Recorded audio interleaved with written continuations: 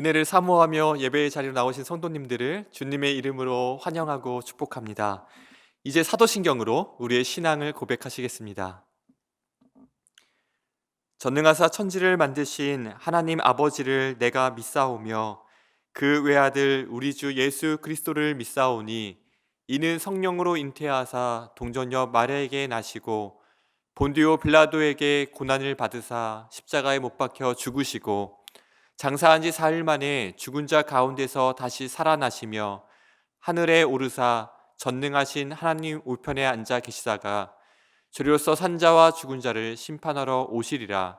성령을 믿사오며 거룩한 공회와 성도가 서로 교통하는 것과 죄를 사하여 주시는 것과 몸이 다시 사는 것과 영원히 사는 것을 믿사옵나이다. 아멘. 찬송가 91장 슬픈 마음 있는 사람 함께 찬양하시겠습니다.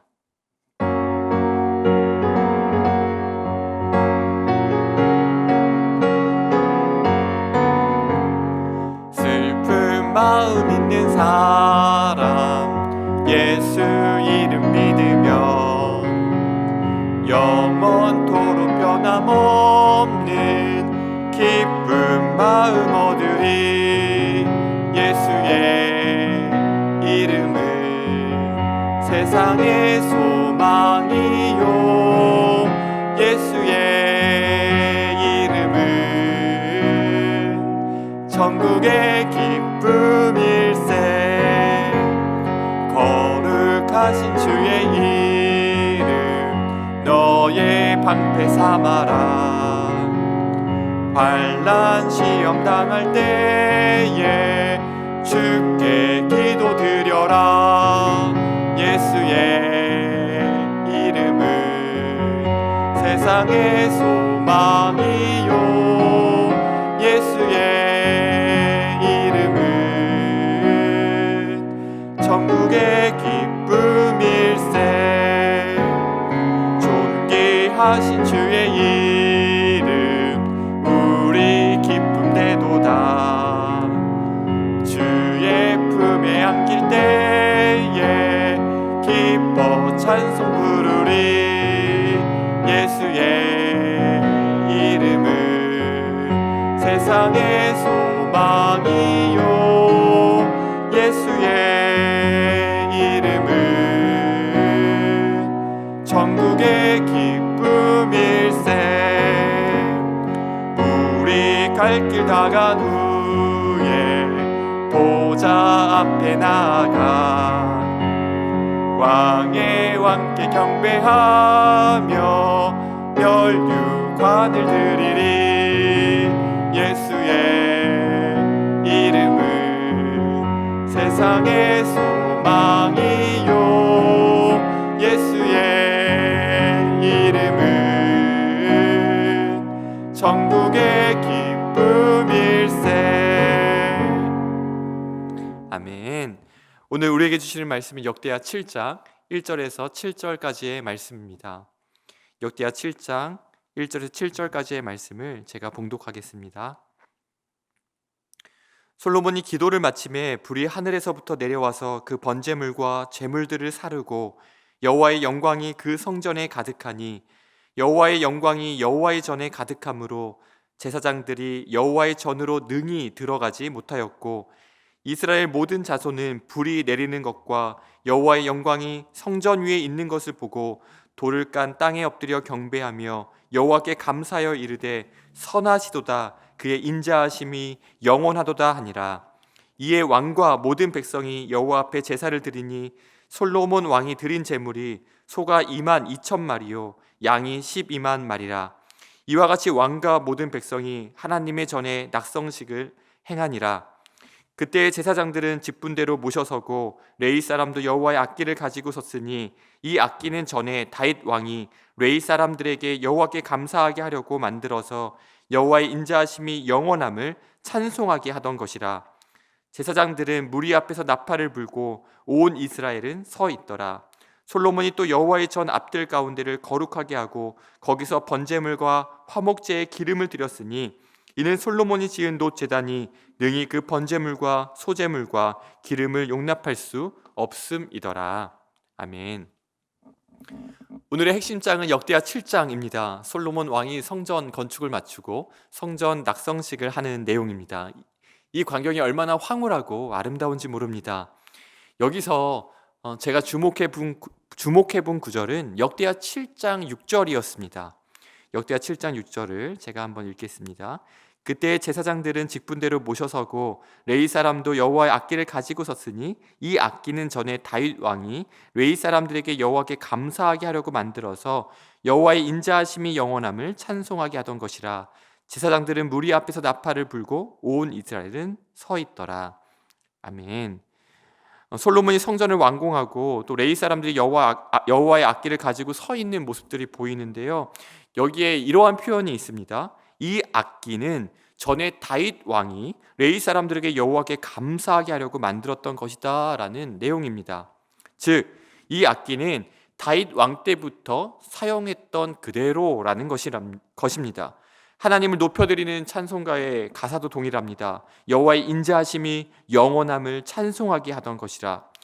사람들은 바뀌었을 수도 있겠지만 직분대로 제사장들이 서 있고 레위 사람들은 여호와의 악기를 가지고 서 있는 모습 등은 다윗 왕 때부터 그대로 이어져 내려오던 동일한 모습이고 동일한 광경일 것입니다. 여기에서 우리가 함정에 빠질 수 있습니다. 악기도 그대로이고요, 찬송의 가사도 그대로이고 직분도 그대로입니다. 눈으로 보기에는 모든 것이 그대로인 것처럼 보입니다. 하나님의 마음에 합한 자라 칭함을 받았던 다윗 왕 때에 아름다운 전통과 정신과 마음을 그대로 물려받은 것처럼 보입니다. 아니, 오히려 그보다 더 위대하게 보이는 것은 다윗도 하지 못하였던 성전을 건축했다는 것일 테지요. 상상도 못할 숫자의 제물들이 바쳐집니다. 그리고 역대하 7장 7절은 이렇게 표현합니다. 솔로몬이 또 여호와의 전 앞들 가운데를 거룩하게 하고 거기서 번제물과 화목제의 기름을 드렸으니 이는 솔로몬이 지은 놋제단이 능히 그 번제물과 소제물과 기름을 용납할 수 없음이더라. 성전 낙성식의 규모가 느껴지시나요? 너무나 화려하고 웅장하고 그 규모와 크기에 압도되는 것 같습니다. 그런데 다윗이 사용하던 악기는 그대로이고 사람들의 직분도 달라진 것이 없는 것처럼 보이지만 변한 것이 있습니다. 역대하 7장 11절입니다. 솔로몬이 여호와의 전과 왕궁 건축을 마치고 솔로몬의 심중에 여호와의 전과 자기의 궁궐에 그가 이루고자 한 것을 다 형통하게 이루니라. 변한 것이 느껴지시나요? 이 구절만 읽으면 별다른 문제를 발견하지 못할 수도 있습니다. 그런데 사무엘상 1장 15절 말씀과 한번 비교해서 다시 읽어보겠습니다. 사무엘상 1장 15절은 한나가 성전에서 기도할 때 엘리 제사장이 포도주를 끊으라 라고 책망하자 그때 한나가 대답한 말입니다. 한나가 대답하여 이르되 내 주여 그렇지 아니이다. 나는 마음이 슬픈 여자라. 포도주나 독주를 마신 것이 아니요 여호와 앞에 내 심정을 통한 것뿐이오니. 이 구절과 역대하 7장 11절 사이에 그 차이가 느껴지십니까? 역대하 7장 11절 말씀을 보면 솔로몬이 여호와의 전과 왕궁 건축을 마치고 그래서 그가 이루고자 했던 모든 것들을 하나도 빠짐없이 다 이루어서 형통을 주셨다라고 기록하지만 사무엘상 1장 15절과 대비되는 것이 있습니다. 솔로몬의 심중에 라는 구절과 사무엘상 1장 15절에 여호와 앞에 내 심정을 통한 것뿐이오니 이 두 구절입니다. 성전을 건축하고 왕궁 건축을 마쳐서 형통하게 이루니라 라고 표현되어 있지만 하나님의 심정과 통하고 하나님의 마음을 기쁘시게 하고 하나님의 마음이 이제는 시원해지셨다라는 느낌을 우리가 받기보다는 솔로몬이 하고 싶었던 일, 솔로몬의 심중에 그가 이루고자 했던 일을 이루었다라는 설명으로 들립니다.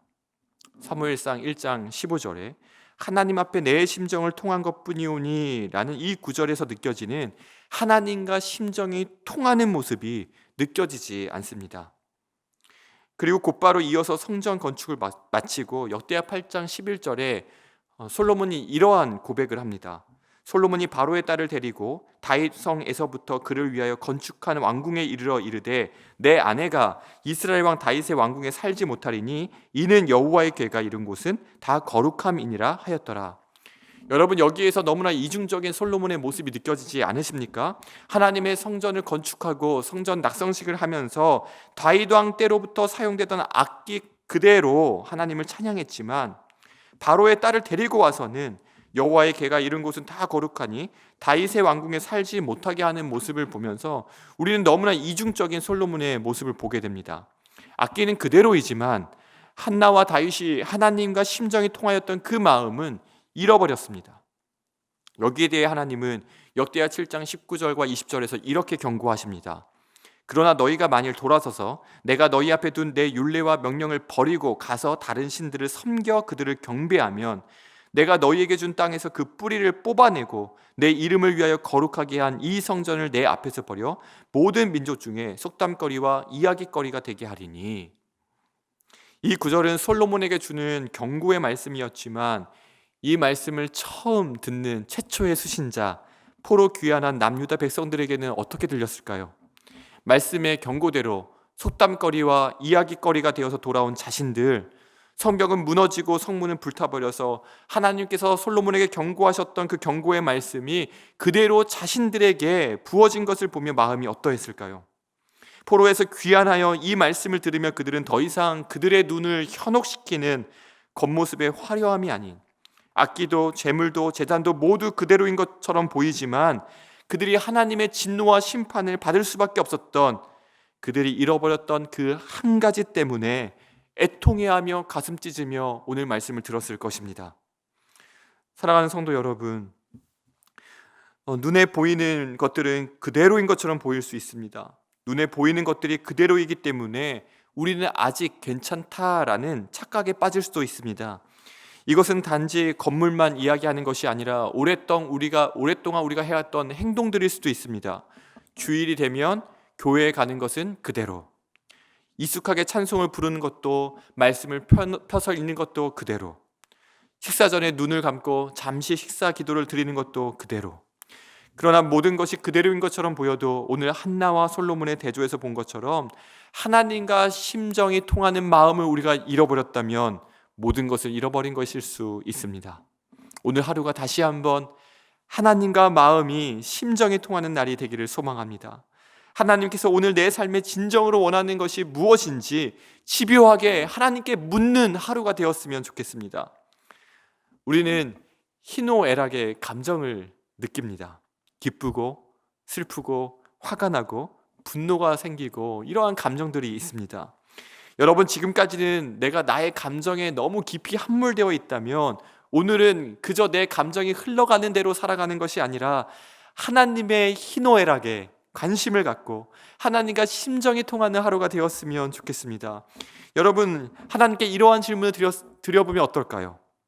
저는 이 문제와 상황에 대해 이러한 감정과 마음이 드는데 하나님은 어떠한 마음이 드세요? 지금 제가 하나님과 심정이 잘 통하고 있나요? 아니면 나의 감정과 생각이 너무 깊이 빠져서 하나님의 심정과는 단절된 것이 아닌가요? 오늘은 내 감정대로 반응하는 것이 아닌 하나님과 심정이 통하는 하루가 되길 원합니다. 이러한 소망을 가지고 다 함께 기도하시겠습니다. 사랑의 하나님, 오늘 말씀을 통해 악기도 다윗이 사용하던 그대로이고 다른 모든 겉모습은 이전보다 오히려 더 훌륭해 보이지만 정작 가장 중요한 것을 잃어버린 솔로몬의 모습을 보게 됩니다. 솔로몬을 반면교사로 삼아 나의 감정에만 지나치게 함몰되어 가장 중요한 하나님의 말씀을 듣지 못하는 어리석음을 범하지 않게 하옵소서. 오로지 나의 마음의 소원을 이루기에 급급하거나 집착하는 것이 아닌 하나님의 뜻이 내 삶에 이루어지는 것을 더욱 갈망하며 소원하게 하옵소서. 그래서 하나님의 뜻이 하늘에서 이루어진 것처럼 우리의 삶을 통해 온전히 이루어지도록 은혜를 내려 주옵소서. 하나님의 마음이 있는 곳에 우리의 마음이 있게 하시고 주님과 함께하는 기쁨을 누리는 복된 하루가 되게 하여 주옵소서. 주님의 마음을 시원케 해드리는 하루가 되기를 간절히 원하오며 예수님의 이름으로 기도드립니다. 아멘. 오늘 말씀을 붙들고 함께 기도하기를 원합니다. 나의 문제와 상황에 내 감정대로 반응하는 것이 아닌 하나님께 묻고 하나님과 심정이 통하는 하루가 되게 하여 주옵소서. 나의 삶의 변화와 성장이 있게 하시고 우리의 심령이 날로 새로워지게 하여 주옵소서라고 시간 다 같이 합심하여 기도하시겠습니다.